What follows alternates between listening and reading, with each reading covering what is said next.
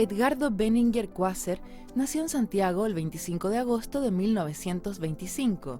Este atípico demócrata cristiano agnóstico realizó sus estudios en The Grange y el Instituto Alonso de Ercilla, para luego graduarse como ingeniero civil en la Universidad Católica. Hombre de reconocida y vasta trayectoria pública, en 1964 participó por primera vez en política partidista, al ayudar en la campaña presidencial de Eduardo Frei Montalva. La vida académica estuvo siempre presente, siendo nombrado rector de la Universidad de Chile en 1969, cargo que desempeñó hasta 1973. Como tal, tuvo la oportunidad de vivir todo el proceso de agitación estudiantil que marcó el período de fines de los 60 y principios de los 70. En 1973 se decidió por la militancia activa en la DC, y antes de que el nuevo gobierno proscribiera la actividad política, se inscribió como militante demócrata cristiano. Según contará después, lo hizo motivado más que pensando en el quehacer político, como una forma de protestar frente a los hechos que ocurrían en el país. Durante la década de los 80, Benninger realizó una labor más bien intelectual desde el CED, junto a Gabriel Valdés y otros. Fue promotor de la vía legalista como opción de terminar con el gobierno de Pinochet, postura que se consolidó al ser nombrado vicepresidente de la democracia cristiana en 1987. Fue coordinador político de la Concertación antes y después de la derrota de Pinochet en el plebiscito de 1988. Tras salir elegido Patricio Aylwin como presidente de la República, Benninger se convirtió en uno de sus más estrechos colaboradores, ocupando el cargo de secretario general de la presidencia, desde donde se convirtió en uno de los principales actores de la transición. En la actualidad, es senador designado. Mucho gusto, don Edgardo, tenerlo en este programa, Cita con la Historia, en este nuevo ciclo sobre la transición. Usted es considerado como un hombre de la alta política, un hombre de la estrategia política, más que de la coyuntura.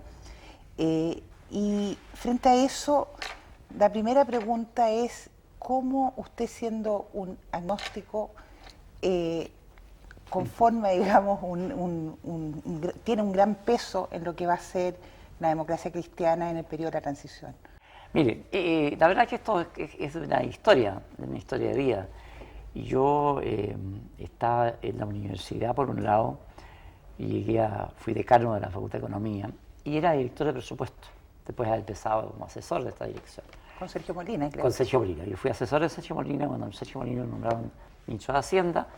A mí nombraron director de presupuesto, que era un cargo eminentemente técnico. Y yo no era militante de ningún partido y no había participado nunca en nada político. Ahora, en el curso del periodo del gobierno de Frei Montalva, que fueron los 4 primeros años en los cuales yo fui director de presupuesto, bueno, yo me hice amigo no solo de Sergio, que es uno de mis mejores amigos de toda la vida, sino que en general de toda la gente del gobierno, que además como era un gobierno monocolor, eran todos demócratas cristianos. Y tenía amigos ahí como Jorge Ahumada, que es uno de los grandes economistas que ha tenido este país, que se murió prematuramente en medio del gobierno de Frei, que tampoco era creyente, y que sin embargo es un hombre muy cercano a la DC. Entonces yo me fui acercando a la DC, me parecía que el cambio democrático que de alguna manera promovía Frei, Ahumada y toda la gente pensante del partido, me fue atrayendo. Entonces que fui siendo cada vez más amigo, pero no entré al partido, porque en medio de esto se termina el problema de la reforma universitaria, el conflicto que hay ahí. Ya en el 67, 68. No, estamos hablando del 69. Mediados del 69. Se termina el conflicto y resulta que por una casualidad del destino, yo que era decano de Economía, que me sentaba en el Consejo Universitario, di la idea de una fórmula que terminó siendo aceptada por todos los grupos políticos, y eso me llevó a que me pidieran que fuera candidato a rector y asumí la rectoría. A fines del 69 le gané al Alfredo Jadrich, que ganó medicina, que era el candidato apoyado por el Partido Comunista. Y entonces, no siendo militante y estando muy politizado el asunto, y siendo apoyado yo por gente de lo que era el llamado Frente Universitario, que era gente demócrata cristiana, gente de derecha, independientes de izquierda, que eran muy académicos, sin embargo. Yo contraje ahí un compromiso de que yo no militaría en ningún partido político mientras fuera rector. Y ese compromiso lo cumplí desde luego, además no tenía mayor interés en ser militante de partido, hasta el 73, en que yo a comienzos de octubre dejé la rectoría, tuve un par de reuniones con la Junta, que es otra historia, renuncié y me fui para mi casa. Y en ese momento, cuando empecé a percibir que había problemas con los derechos humanos complicados, yo me acerqué a quien ya había conocido en mi calidad de rector y él como presidente del partido de C, que era Patricio Aylwin en ese tiempo. Y le dije, mira Patricio, a mí me gustaría como gesto de este instante entrar al partido. Yo sé que tú tienes poderes especiales, dado esta situación en particular, para admitir militantes. Debe haber sido uno de los últimos. Bacanú, no, fui el último chileno en ser inscrito en el partido político antes de que entrara todo el receso. Y así lo dijo la revista Ercilla en la época, posteriormente hoy. Sí, efectivamente fui el último, por ahí por mediados o fines de octubre del 73. Y ahí ingresé a la DC. Durante los primeros periodos del gobierno militar, en que la política se hacía en la clandestinidad, yo trabajaba, me llamaban para dar opinión y asesoraba en privado a Aylwin primero y después a Andrés Saldívar, que tomó la presidencia del partido. Estábamos en la casa de Andrés o de otra persona. Y así fui entrando poco a poco a nivel de asesoría privada en este círculo. Pero a la política me llevaron dos cosas en realidad a partir de este punto de partida. El primero fue el hecho de que en el 75 mis amigos de la Universidad de California, con la cual la Universidad de Chile tenía un convenio muy grande de intercambio, me invitaron como Board of Regents Professor, una invitación muy honorífica, a estar 6 meses allá, sin ninguna obligación. Entonces yo me fui con mi mujer, me fui con mi suegra, los 4 chiquillos, y nos instalamos en Los Ángeles. Y yo en ese momento me puse a estudiar ciencia política por mi cuenta. Me había dado cuenta que en realidad ni ingeniería, que es mi primer profesor, ni economía, que fue mi segunda, me llenaban del todo tampoco la economía. Entonces empecé a estudiar ciencia política. Entonces cuando volví a haber estudiado ciencia política, que no obtuve un diploma, pero sí leí cuántas cosas se había escrito en el mundo sobre esto, me puse a trabajar en el Centro de Estudios de Desarrollo, en el CED, y ahí empecé a trabajar en tratar de juntar las variables económicas y las políticas. Y organizaba seminarios, entonces ya entrando un poco en la línea de cómo se reconstruye el Chile mañana, después del gobierno militar. Siempre proyectándose, ¿no es cierto? Un poco proyectándose para el futuro de la cosa. Entonces ahí se juntaba toda clase de gente, sindicalistas, empresarios, gente de derecha, incluso militares invité. Bueno, pero el punto culminante de eso fue que me dio una neumonitis. Justo cuando se casaba uno de los chiquillos de la Martita, y no pude ir al matrimonio, y estuve 15 días en cama y escribí un documento. Eso ya estamos hablando en el Estamos año hablando del año 86, fin del 86. 86. Escribí un documento. Es que, perdón que lo interrumpa, pero a mí me parece que es interesante porque ahí usted en ese momento, en el año 86, empieza a romper un poco esta vía rupturista que estaba tomando Bueno, los de eso se partidos. trata. Yo escribí el documento justamente pensando en que la movilización social al que aspiraba a producir el derrumbe del gobierno militar había cumplido una fase en que se había logrado liberalizar un poco el escenario, pero que no había ninguna posibilidad que por la vía de la movilización social se derrumbara el régimen.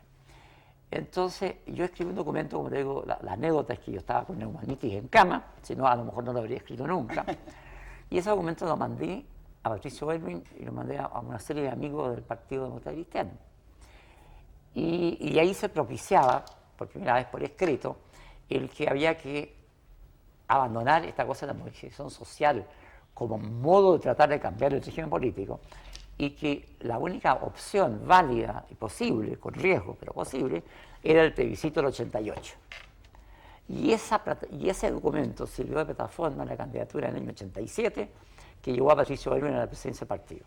Y ahí Aylwin me pidió que fuera uno de los vicepresidentes. Ahora, ¿qué dificultades tuvo que enfrentar usted para implementar dentro de la democracia cristiana primero y después con los demás partidos, el Partido Socialista, obviamente, esta vía legalista, llamémosla así?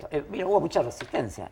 Desde luego porque había un problema de doctrina, decía, mire, esta cosa de todo el itinerario constitucional y la Constitución misma son ilegítimos de origen, en ese sentido de lo que se decía.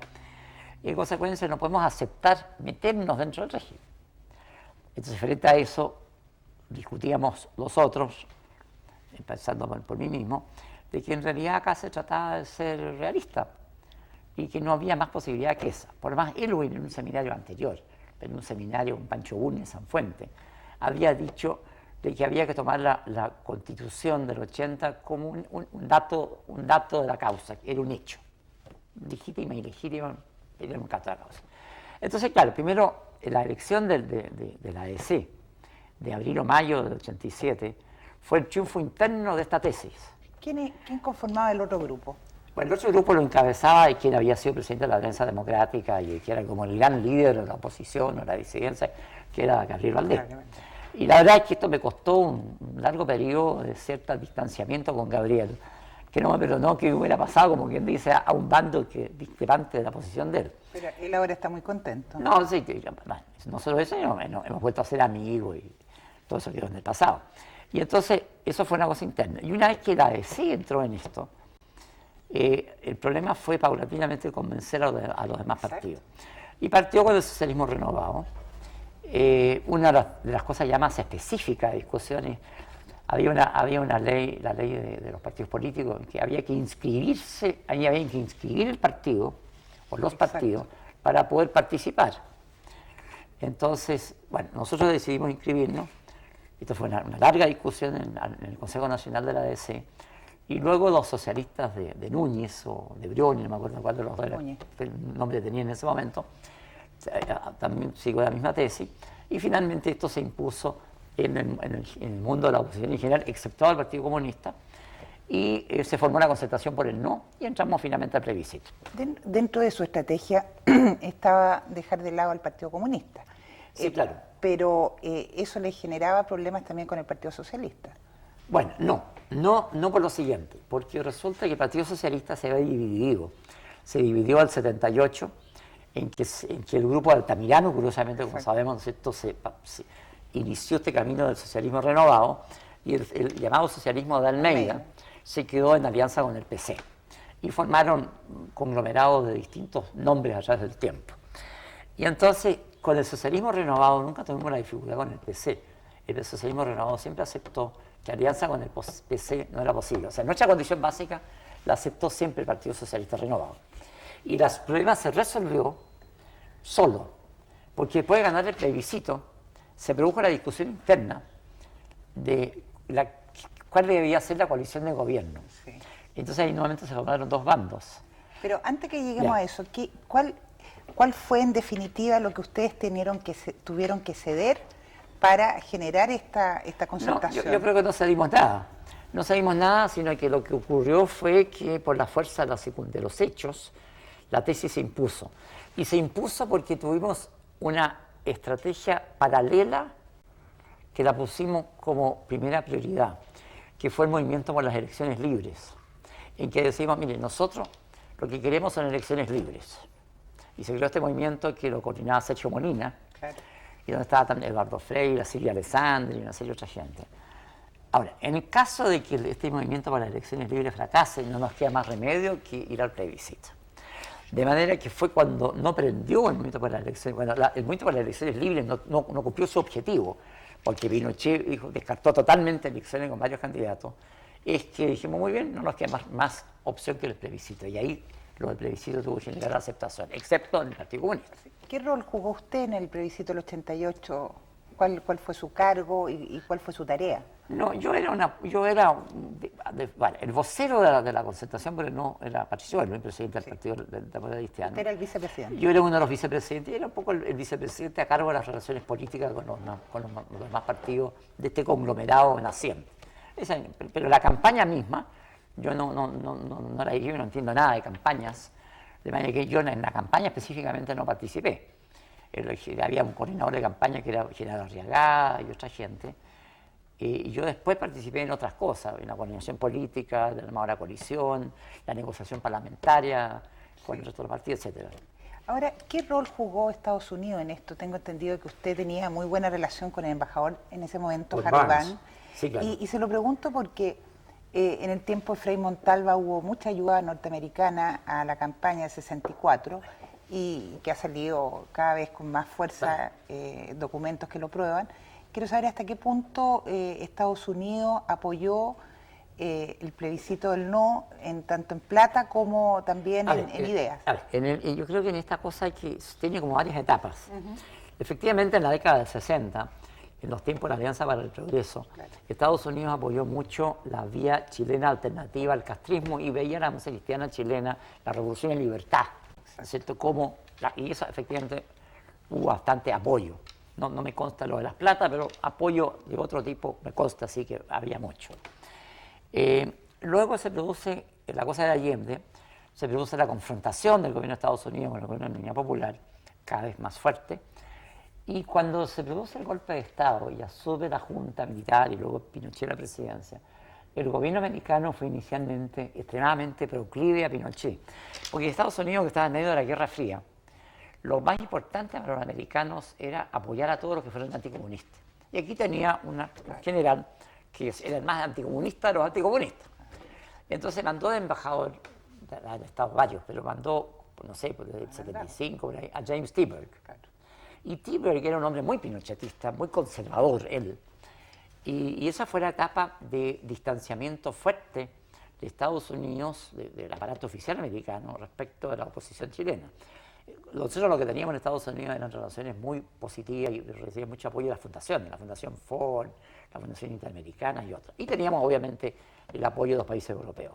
Y esto cambió cuando a mediados de los 80, antes que cayera el muro de Berlín, Estados Unidos empezó a ver que el bloque oriental se desmoronaba, la Guerra Fría dejó de ser tan importante y en la política norteamericana el problema de la seguridad nacional cambió de eje, de enfoque. Y ese cambio de eje y enfoque significó que ya dejaron de apoyar a gobiernos militares dictatoriales por el mero hecho de ser anticomunistas. Y como señal de que Chile, donde había además una cosa mundial de apoyo a la disidencia chilena, qué sé yo, como señal mandó de embajador a Chile a Harry Barnes, que era un liberal americano, y que venía a ser embajador en la India, cosa no menor. Entonces, bueno, yo me hice muy amigo, efectivamente, en personal de Barnes. Y Barnes nos apoyó todo lo que pudo. Ahora, Barnes, que yo sepa, los americanos nunca mandaron plata para esta cosa. Lo que sí hubo... a través de las fundaciones nomás. Las fundaciones eran cosas de proyectos, algunas de las cuales tenían un cariz semipolítico, digamos, ¿cierto? Pero no eran platas directas de tipo político. Tuve mucha asesoría técnica para el plebiscito, porque en el plebiscito expertos americanos, sobre todo en cosas de medio de comunicación, vinieron para acá y asesoraron a toda la campaña del no. Sí. Y fueron en ese sentido extremadamente útiles. Pero yo diría que a partir del 86, 87, y ya en el 88 propiamente tal, con el plebiscito, tienen que haber habido contactos con otros miembros de la Junta que no haya sido... No, curiosamente no. Curiosamente no, porque lo que pasaba era que era muy hermético para nosotros el mundo militar. Y nosotros más bien lo que hicimos fue apostar, y las señales que fuimos recogiendo fueron siempre positivas, de que el gobierno militar sentía comprometido el honor militar en que, así como Pinochet decía, yo no cambio el itinerario, tampoco podía, al favor de él mismo, cambiarlo. De modo que el plebiscito era una cosa inamovible. Y la preocupación nuestra no era negociar nada con los militares.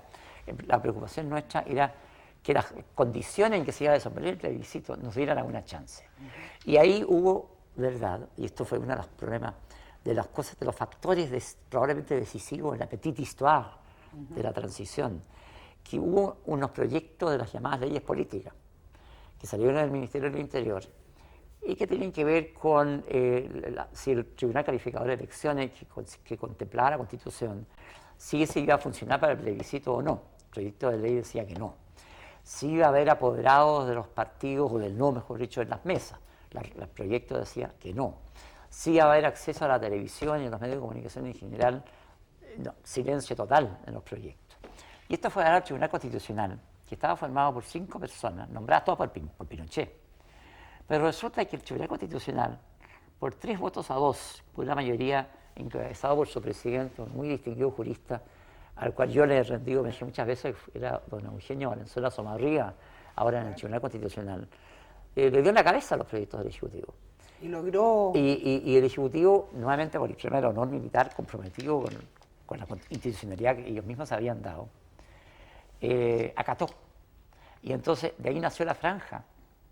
Y la franja, el último esfuerzo por quitarle importancia a la televisión, fue que la fijaron a las 11 de la noche.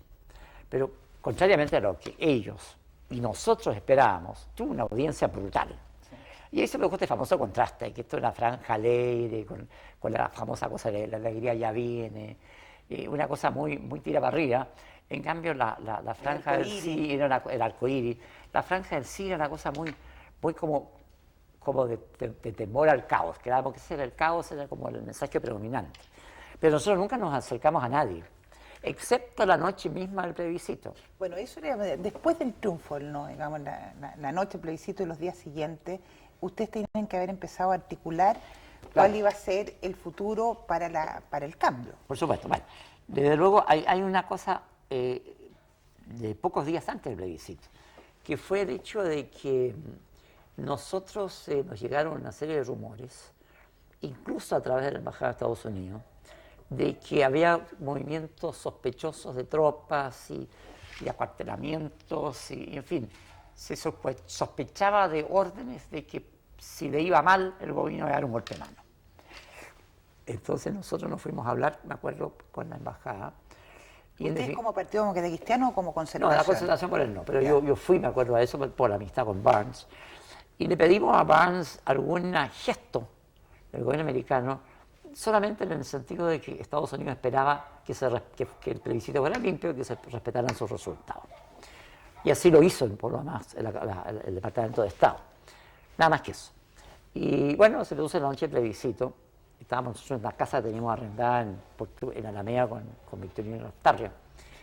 Sí. Y bueno, fue una noche muy tensa porque a las 9, 11 de la noche no se daban los resultados. Todo el mundo conoce esta historia. Y ahí fue donde decidimos ir a la televisión. Sergio Molina, que tiene un sistema de cómputo rápido, ya tenía muy claro de que nosotros habíamos ganado por un porcentaje amplio. Y entonces nos pusimos en contacto con Andrés Alamán y con Sergio Onofre Jarpa. Y ellos dos, me imagino, deben haberse puesto en contacto con, y también creo que Genaro, pero eso no estoy seguro, no puedo afirmarlo. Se pusieron en contacto con el general Matei, que era como quien dice, el que parecía como más abierto, ¿no es cierto?, y más comprometido con la limpieza del juego. Y entonces se le informó a Matei de cuál era la realidad. Y entonces cuando Matei fue citado, entonces apareció en la televisión a medianoche por ahí, Jarpa y Alamán, junto con Elwin, y Jarpa y Alamán reconocieron el triunfo del no. Con eso en la mano, más la información que nosotros habíamos suministrado, Matei pudo ir a la reunión que convocó de la Junta Pinochet como a las 2 de la mañana, en que tomó la precaución de, antes de entrar a la reunión, Matei declaró a los periodistas: yo reconozco que ganó el no. Con lo cual impedía un intento de Pinochet por alinear a los cuatro en decir, este resultado aquí ganó el sí, señores, y se acabó el cuento. ¿Y ustedes estaban preparados a que hubiera triunfado el sí? No, es decir, estábamos tan seguros que ganábamos que no nos pusimos. Pero eso no es estratégico, es estratégico. No, lo que pasa es que si ganaba el sí, sonábamos nomás. O sea, claro que nos pusimos en la situación, pero no teníamos nada más que hacer. Porque ahí simplemente se consolidaba una presidencia de Pinochet por 8 años. Sí. Así que ahí había que empezar a pensar de nuevo. ¿Cómo empezaron a gestarse a partir de esa noche los acuerdos con el gobierno y cuáles fueron sus interlocutores? Bueno, eso fue bastante rápido. No me acuerdo ya la cronología exacta, pero debe haber sido una semana después. Bueno, en primer lugar, Pinochet hizo un cambio de gabinete, ¿verdad? El ministro del Interior, que era Sergio Fernández, sale y entra Cáceres.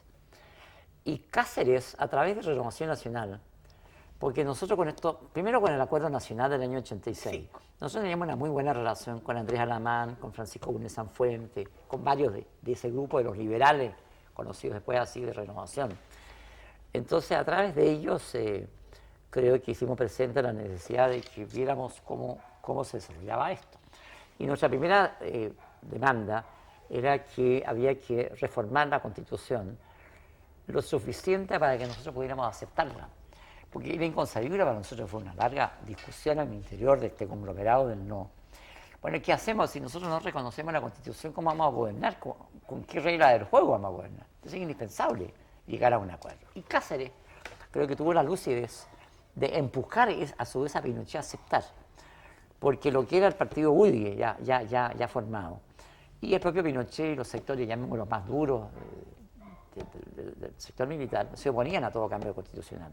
Y Cáceres maniobró, de manera que fue un factor muy fundamental en lograr un punto de concordancia suficiente, o llamémoslo desde el punto de vista nuestro, mínimo suficiente, entre lo que nosotros demandábamos, que era respaldado por Renovación, y lo que estaba dispuesto a dar Pinochet. Y Cáceres fue empujando a Pinochet, hasta que llegamos a un punto que dijimos acá, tuvimos una discusión cuando Cáceres nos mandó, entre medio una renuncia de Cáceres, sí, claro, que después lo volvió a llamar Pinochet, qué sé yo, cuando en definitiva Cáceres nos manda a decir, mire, esto es lo más que he podido conseguir.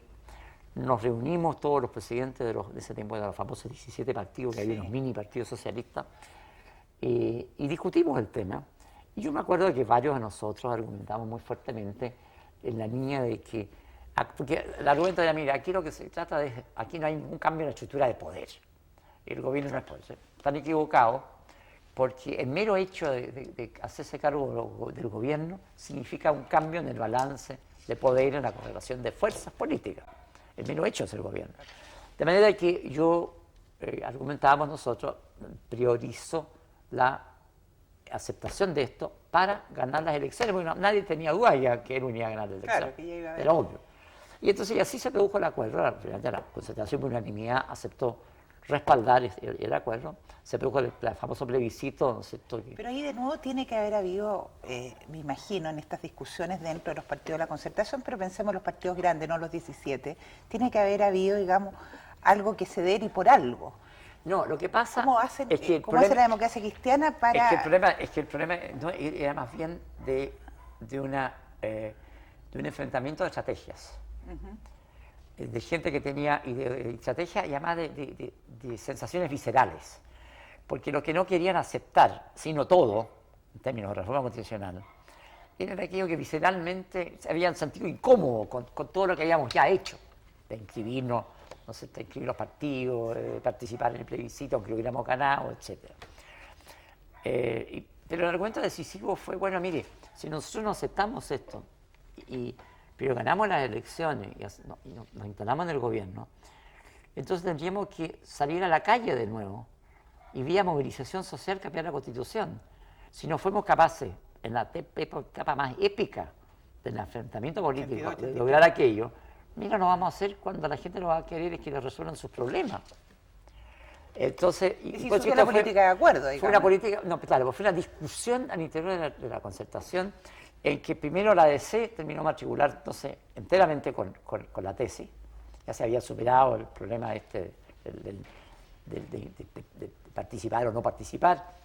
Y el socialismo de Núñez entró. Y como ya estaba unido el Partido Socialista, que en diciembre del 88, inmediatamente después del plebiscito, se unieron el Partido Socialista de Almeida y el de Núñez, o Briones. Sí. Y se formó el Partido Socialista Único. Y eso resolvió todos los problemas políticos que tenía la concertación respecto de quién iba a hacer la alianza de gobierno. Porque ahí había los partidarios de la llamada coalición chica, claro, donde el más destacado era Adolfo, y los partidarios de la coalición grande, que eran, qué sé yo, los más de izquierda del partido, y los que decíamos, mire, cualquier coalición, siempre que no incluya el Partido Comunista, que era un poco la posición oficial de Elwin, la mía, etc. Cuando se juntaron los dos partidos y rompió el socialismo de Almeida con el Partido Comunista, la respuesta se dio sola. El socialismo entraba como socialismo, totalmente desvinculado del PC. ¿Usted tuvo relaciones con Gladys Marín en este periodo o realmente desde siempre la relación fue...? No, yo tuve relaciones muy amistosas con el socialismo de Almeida, incluso desde antes que se juntaran, con Germán Correa, con Ricardo Solari, con Luciano Valle, con Jaime Pérez de Arce, con todo ese grupo. ¿Con el PC? Con el PC no tuve nunca relación con el PC. Yo tuve algunas conversaciones con el PC en los comienzos del gobierno militar, en la embajada, por ahí, pero sin mayor entidad. ¿Por qué usted es tan anticomunista? No sé si soy tan anticomunista, lo que pasa es que yo no creo ni en la dictadura del proletariado, ni en la ortodoxia socialista, marxista, de manera como el Partido Comunista se subió al plebiscito a última hora y a regañadientes. Para mí el problema era muy simple, eran gente cautiva nuestra, nada, lo mismo lo que pensaran. Y entonces no tenía ninguna necesidad ni interés en entablar ningún género de negociación con ellos.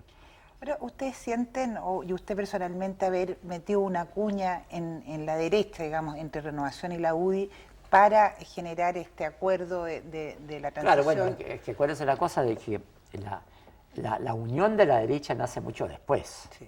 Nace una vez establecido el gobierno de Erwin, iniciado el juego democrático, en el Parlamento tenía que formarse un gobierno y una oposición. Y luego las elecciones parlamentarias del 93 fueron decisivas, porque en ese momento la oposición con el sistema binominal tenía que juntarse. Sí, claro. Y entonces ahí fue cuando Renovación se echó para atrás respecto a aquellas reformas constitucionales que teníamos concordado con ellos, con Ricardo Rivadeneira, con Carlos Reymond, con el propio Alamán, pero no a nivel político, sino que lo que llamábamos a nivel técnico. Y se echaron para atrás y nos dijeron, mire, este es un problema de oportunidad, dijeron. El problema de oportunidad era en realidad la necesidad de ellos, de la alianza con la UDI, que decía, mire, nosotros reformas constitucionales adicionales no aceptamos, punto. Y eso fue lo que pasó en el 93. Pero volvamos un poquito sí. más atrás, ya en el 89. Empiezan las negociaciones con el gobierno, ahí está Cáceres, como se llama usted, Por supuesto. también está el general Ballerino, que Está parece Ballerino. que Claro, cumple porque un rol. formalmente lo que hizo el gobierno militar fue designar a Cáceres y a Ballerino como los responsables de la transmisión, ¿no es cierto?, después de la elección. Y ellos dos se juntaban con Enrique Correa, conmigo y con Enrique Kraus. Que los tres que después fuimos los ministros de la moneda. Después que fueron Claro. los ministros. Ahora, ¿usted puede decir que la derecha en ese momento se identificaba con el gobierno de Pinochet? Bueno, había de todo. La UDI ciertamente se identificaba absolutamente con el gobierno de Pinochet. Además, acuérdense que estaba de líder Jaime Guzmán, estaba vivo, fue elegido senador, y él ejercía un liderazgo indiscutible. Guzmán era muy práctico en algunas cosas de política diaria. Él fue el que promovió a Gabriel Valdés para presidente del Senado. Exacto.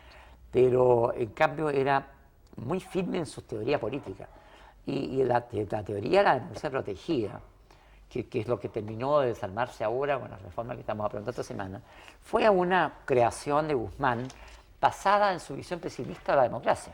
Porque Jaime decía, y lo dijo en un famoso artículo que se llama El Camino Político, que apareció en la Recta Realidad y en el Mercurio.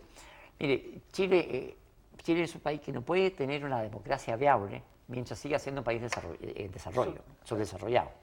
Y el desarrollo le va a llegar a Chile, no sé, a fines del siglo, por ahí por el año 2000. Estamos hablando de esto del año 78, cuando escribía Jaime. Y eso se lo compró Pinochet, entre paréntesis, porque a Pinochet le coincidía su propia visión y deseo de quedar en el poder indefinidamente. Hasta el cambio de siglo. Y ahí hasta el cambio de siglo, y tanto que su periodo duraba hasta el 97. Entonces, ahí se produjo la alianza entre Pinochet y el gremialismo de Guzmán. Pero la Renovación Nacional no tenía buenas relaciones en ese tiempo con lo que después fue la UDI, que fue primero el Partido Unidad Nacional. Luego Pancho Bulnes, Alamán, toda esa gente había bastante a distancia respecto a esa gente. Alamán, desde luego, Alamán y Bulnes habían sido partidarios de las elecciones libres. Le habían firmado el acuerdo nacional. Y habían firmado el acuerdo nacional.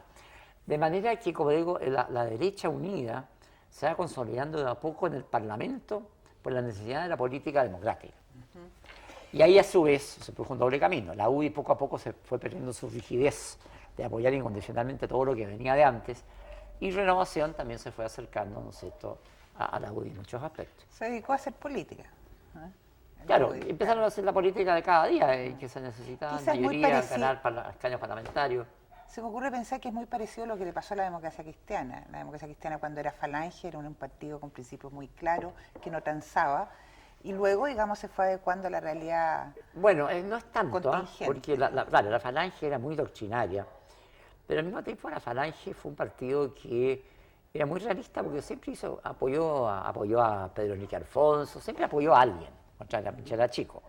Cuando crece, a partir de crearse el Partido Demócrata Cristiano, donde se fueron los restos del agrario laborismo, toda la gente venía del ibanismo, y se convierte además con el liderazgo de Frey, pudo haber ganado la elección del 58, por lo menos muchos creían que las ganaba. En ese momento, con el gobierno de Frey, acuérdense una cosa, el gobierno de Frey fue una mezcla, porque tuvo dos cosas muy rígidas. Yo no transo mi programa ni por 1 millón de votos. Claro. Y entonces, y eso se mantuvo en el sentido que la derecha lo apoyó incondicionalmente, porque la derecha le tenía un miedo pánico a que ganara Allende, 64. Y la segunda cosa fue la reforma agraria, que se llevó adelante no en la forma de la UP, pero sí de forma bastante dura. Y eso generó una enemistad de la derecha hacia Frei Montalva y hacia la democracia cristiana enorme. Ahora, en la democracia cristiana, el grupo de Frei, digamos, impulsó estas políticas reformistas, pero reformistas bastante, claro, muy fieles al concepto de revolución y libertad. Los grupos que después se desgajaron de la ADC, que quedaron en Napo y luego la izquierda cristiana, se fueron acercando a la cosa más revolucionaria marxista. Y esos fueron los que crearon el Mapo, donde echó Enrique Correa, Jaime Gazmuri, José Miguel, etc. Pero yo creo que la ADC durante el gobierno de Frei Montalva como partido y como gobierno fue un gobierno desarrollista, en la tradición de esa época, con algunos ingredientes que si hubiera vivido habría sido un cambio muy notable, porque Jorge Ahumada fue el primer chileno que dijo exportar o morir, o sea, la apertura al exterior. En vez de la miseria. En vez de la miseria. Que la apertura al exterior que después llevó adelante el gobierno militar a partir del año 84, en el que puso su propia casa en orden, y con el equipo de Caguas y luego de Castro. La verdad es que el gran precursor de esto había sido Ahumada. Bueno, pero como digo, no fue un partido tan pragmático. Y la verdad es que hasta el día de hoy hay fuertes sectores de C que siguen siendo muy doctrinarios. O sea, es un partido que no es acomodaticio. En general, los partidos de la Concertación, por lo menos el Partido Socialista, claro, es leal con el gobierno, pero han tenido tensiones permanentes entre lealtad con el gobierno y el hecho de que los cambios culturales son más lentos que la política cotidiana. Y entonces se han ido adaptando y han ido cambiando, han ido comprendiendo el mundo moderno, pero existe siempre, eso está en la base de esta discusión entre autoflagelante y autocomplaciente. De que los autocomplacientes somos gente que tenemos una mirada, yo lo he definido como una mirada amable del mundo contemporáneo. Y los autoflagelantes son inconformistas y no tienen una mirada tan amable del mundo contemporáneo, y mucho más exigente en términos de que lograr rápido cambios muy fuertes. Cuénteme, don Edgardo, ¿cómo se decide la candidatura de Patricio Aylwin a la presidencia? Usted me dice que hay un consenso ya casi en el plebiscito del 88. No, bueno, ese consenso parecía, pero no creo que haya sido tan fácil. No fue. Y tanto fue bastante incómodo, en verdad, porque resulta que era perfectamente legítimo, pero producido el plebiscito, hubo gente que inmediatamente dijo, bueno, aquí hay que ir al candidato único. Pero hubo acuerdo general inmediato, tiene que haber un candidato único. ¿Cómo era suicida? Candidato único, ¿cómo se llama? Lista parlamentaria común, binominal, y programa de gobierno, eran las tres cosas. Entonces, en cuanto al candidato único, había ese acuerdo, pero en la ADC surge, por otros sectores que no tenían un particular entusiasmo por Patricio, surge la candidatura de Gabriel, que tenía todo el mérito de haber sido el primer gran líder en un sector que después fue la Concertación. El más duro. Claro, Gabriel, un poco el héroe épico del periodo de la confrontación con los militares. Y surge la candidatura de Eduardo Frei, que había empezado a sumarse en la política al integrarse al movimiento por las elecciones libres. Pero que en ese momento era prematuro, que todavía no tuvo el arrastre que generó después. Era quizás muy joven. Claro, y además venía demasiado recién ingresando al mundo de la política, nadie le conocía ninguna actividad política. Entonces, bueno, y fue bastante duro porque ahí se hizo una elección interna, y en la elección interna hubo acusaciones, que hubo fraude. El famoso Carmen Gate. Lo que llamaron el Carmen Gate los periodistas. Yo la verdad es que en lo personal, yo como nunca me he metido en las partes electorales propiamente tales, no tengo idea de lo que pasó. Supongo, tengo suficiente... Martínez... No, yo tengo suficiente confianza en mis amigos, especialmente en el Gute, para pensar de que no hizo ninguna trampa. Además que era obvio que tenía que ganar Aylwin. Y Aylwin ganó por un margen suficiente para no pensar de que hubiera tenido que recurrir a algún fraude para ganar. Pero lo que pasó es que en el momento en que se produjo al interior de la ADC el brote de otras candidaturas, bueno, entonces en el mundo socialista dijimos, bueno, solamente tenemos un candidato, Ricardo Lagos, que a todo esto se había ganado el liderazgo de la izquierda con el dedo. Y apareció también Enrique Silva, Sima, porque los radicales no querían quedarse atrás, y apareció inesperadamente Alejandro Álvarez, candidato independiente, muy amigo de la ADC, pero que en un momento dado, bueno, le bajó la ambición presidencial, también muy legítima, así que se tocó un enredo. Y ese enredo se resolvió en parte por lógica, porque la democracia cristiana era lejos del partido más grande. En segundo lugar, porque era difícil pensar que los votos de mayoría que teníamos seguros acompañaran a un socialista. porque había todavía el trauma, Claro, bueno, no Unión estaba Popular, madura no estaba madura, una la cosa para votar por un hombre de izquierda. De manera que yo creo que en el fondo de su corazón, los demás candidatos, menos Ale, los demás siempre supieron de que sus lazos anteriores, activos o pasivos, no importaba, con la Unión Popular hacía difícil que fueran elegidos en ese instante. Entonces, esto se resolvió en parte por la lógica de que tenía que ser DC. Erwin había ganado una legitimidad enorme en la izquierda, que no lo miraba bien antes, porque había sido un duro adversario de Allende. Había apoyado. Claro, pero como vocero del no había ganado mucha legitimidad. Sí. Y en parte, como digo, entonces por lógica, y en parte por el apoyo decisivo que le prestó a Erwin desde el primer día después del triunfo del no, el socialismo de Almeida. O sea, valieron las amistades. El grupo Sí. socialista de Almeida, desde el primer día dijo: nosotros no estamos con una candidatura socialista, nosotros estamos con Erwin. Y dentro de la DC, Erwin. Y al final creo que fueron muy determinantes Germán Correa y todo este sector que después pasó a ser el tercerismo del Partido Socialista, ¿verdad? Y esos fueron realmente muy determinantes en su apoyo a Erwin para inclinar la balanza en favor de Patricio. ¿Hubo un acuerdo en ese momento cuando el Partido Socialista y los demás partidos de la Concertación aceptaron la candidatura de Erwin, de que el futuro gobierno sería PS? No, para nada. Bueno, de No, hecho fue Frey, de ya hecho lo sabemos. no pero, se sabía qué iba a pasar después. La pero lógica, no hubo ahí no hubo nada. Yo creo que hubo un téngase presente el mundo socialista en el sentido de decir, mire, me la deben. claro, obvio, pero obvio en política, eso además es un punto ganado en cualquier proceso. Pero no hubo ninguna negociación de ninguna naturaleza. ¿Cómo se armó el gabinete de Patricio Aylwin, donde usted es nombrado secretario general de la presidencia, y por qué usted asume ese cargo y no el Ministerio del Interior, por ejemplo? Bueno, porque en el caso mío, bueno, el gabinete lo designó Erwin, digamos. Nos preguntaba a muchos de nosotros qué nombres se nos ocurrían, le dábamos nombres A, B o C, él anotaba, pensaba, se entrevistaba con gente y finalmente nombró su gabinete que se conoció. Con cuoteo, ¿no? No, lo que pasa es que una cosa es el cuoteo, lo que era claro que iban a estar representados todos los partidos importantes, lo que no incluía, por cierto, a los partidos chicos de los 17. No, Pero, no hay ministerio para ir. claro, incluía la Democracia Cristiana, el PS, el PPD, que ya asomaba como partido paralelo al PS, y el Partido Radical. Esos eran los cuatro que tenían seguro un cargo ministerial y también aspiraban a un cargo ministerial los liberales de Pedro Correa, Germán Riesco, el llamado PAC, cuyo presidente fue Germán Riesco, después Adolfo Bala. Bueno, y que no le alcanzó tampoco para tener un cargo en el gabinete. No, tuvieron a alguien que no era militante del PAC, que fue Carlos Hurtado, ministro de las Públicas. Claro, Él representaba un poco esa sensibilidad. De manera que en política es complicado hablar de cuoteo, porque en realidad normalmente las cosas no se dan por cuoteo abierto, se dan por un sentido común, en que los partidos dicen: nosotros queremos estar presentes, creemos de que dado lo que representamos, menos de 3 ministerios realmente nos dejaría muy disconformes. Bueno, en algunos casos les daban 3, en otros casos se tenían que conformar con 2, ¿no? Y esas cosas pasaban. Pero la libertad para nombrar personas de Erwin no fue absoluta. Y aún más, como nosotros veíamos que el gobierno podía ser complicado, una de las primeras cosas que se hicieron cuando estuvo ya nombrado el gabinete y había jurado Erwin como presidente, fue un acuerdo, por proponerle a los partidos un acuerdo que los partidos adoptaron y fueron solemnemente a ver al presidente Erwin para decirle: ante cualquier diferencia entre nosotros, usted es el arbitrador definitivo. Y eso fue respetado durante los 4 años.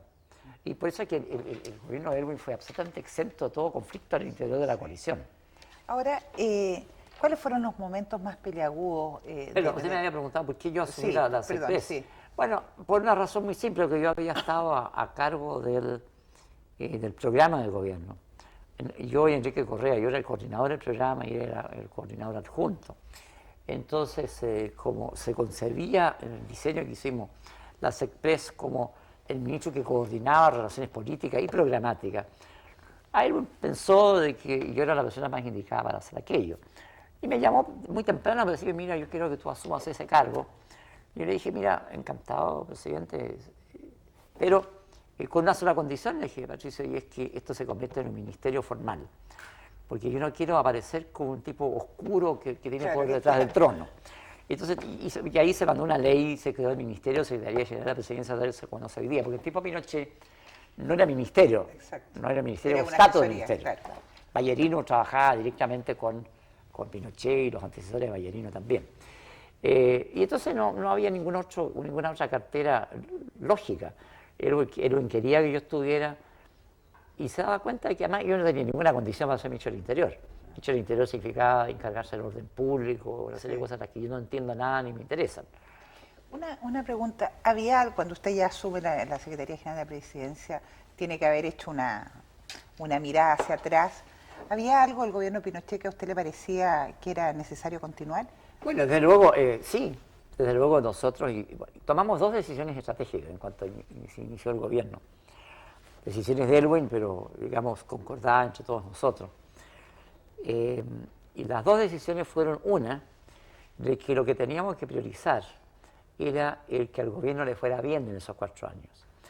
Y la definición de cuándo le va bien a un gobierno es el gobierno que responde a lo que eran demandas de país. Ahora, la demanda del país era que continuara el crecimiento económico, el mejoramiento del nivel de vida que se había iniciado en el año 85 con Duque, pero que llevaba pocos años y todavía no se notaba demasiado. Y segunda, había una cantidad de demandas sociales. No, pero después de Castro se vino el desastre del 82, vino la crisis, claro. El Producto Interno Bruto bajó como en 20% en 2 años, así que no quedó nada de lo de Castro. En realidad, el crecimiento chileno, el despegue empieza con Duque en el año 85, después de la crisis, del 82-84. Entonces, la primera decisión, tenemos que seguir creciendo. Y eso significa, estábamos convencidos, por lo que estábamos en el gobierno, de que hay que perseverar en una política económica basada en la economía privada, en el mercado y en la apertura al exterior. Y eso significaba un grado importante de continuidad con la política económica militar. Esa fue una decisión nuestra, esa fue una decisión que aceptaron todos los partidos, incluidos los de izquierda, en función de que la responsabilidad de lo que hacía el gobierno era del presidente de la República. Y en el programa había quedado deliberadamente ambiguo. Nosotros, por ejemplo, nunca nos pronunciamos en el programa de Erwin explícitamente sobre el tema de la propiedad. Claro. Porque para algunos, los más doctrinarios del PS, le resultaba difícil tragarse una cosa de garantía total, restricta al derecho a propiedad. Y bueno, esa fue la primera decisión. Y la otra era que eso significaba priorizar la economía más política social. Política social significaba atender a la demanda social en educación, en salud, los sueldos de los profesores, los sueldos de los médicos, los niveles de salario. Crecimiento con equidad, en definitiva. O sea, y ahí nació exactamente lo del crecimiento con equidad, que fue una cosa, se me ocurre que lo descubierto Eugenio Tironi como slogan, porque Eugenio es un genio. Pero era más que un slogan, era un modo de tratar de graficar que tomábamos del gobierno militar, la política económica, pero que no tomábamos la política social, con lo cual nos diferenciábamos para nuestra gente de forma suficientemente nítida para entender que esto era otra política económico-social.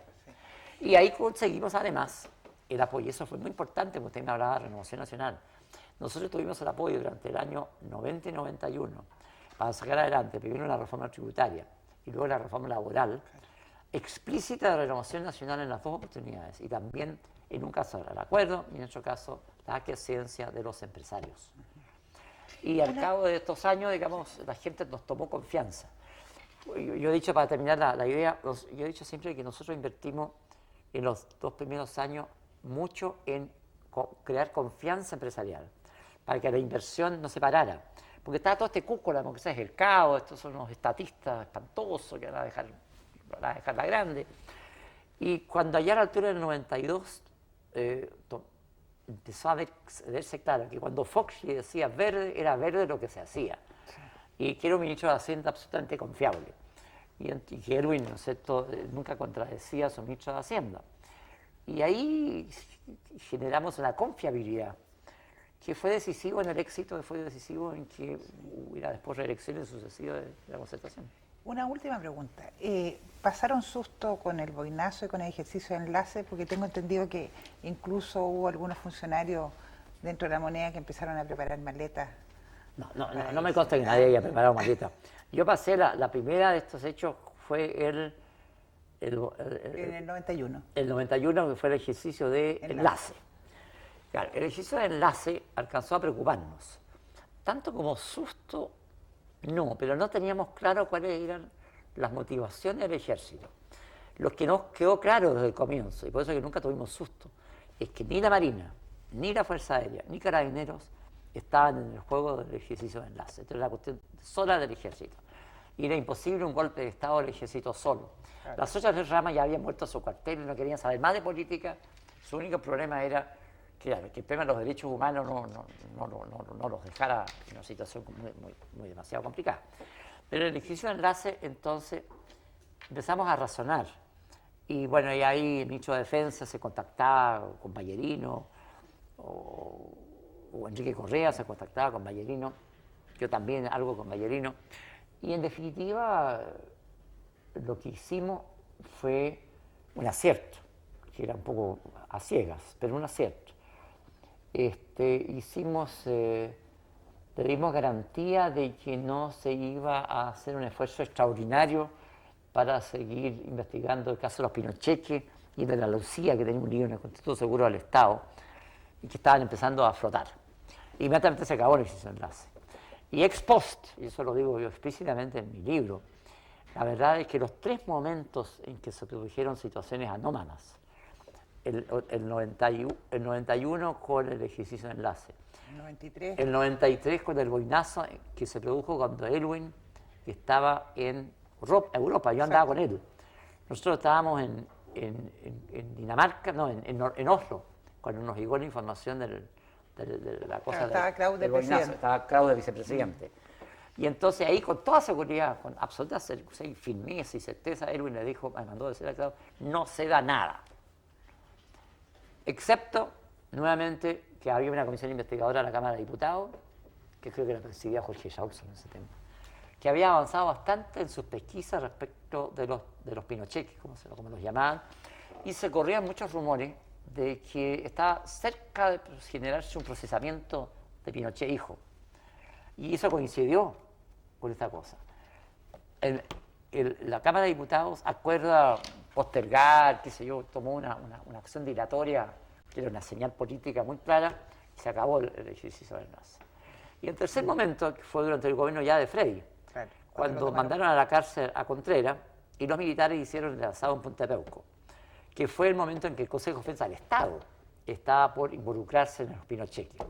Y ahí Frey tomó, según él dijo muy explícitamente por razones de Estado, le pidió públicamente al Consejo de Defensa del Estado que no perseverara en ese tema. Y del asado no hubo más consecuencias y Contreras fue a la cárcel. Don Edgardo, 1.000.000 de gracias por habernos acompañado y espero que en otra oportunidad podamos seguir conversando en forma tan entretenida como hasta ahora. Encantado, muchas gracias por la invitación, ha sido un placer.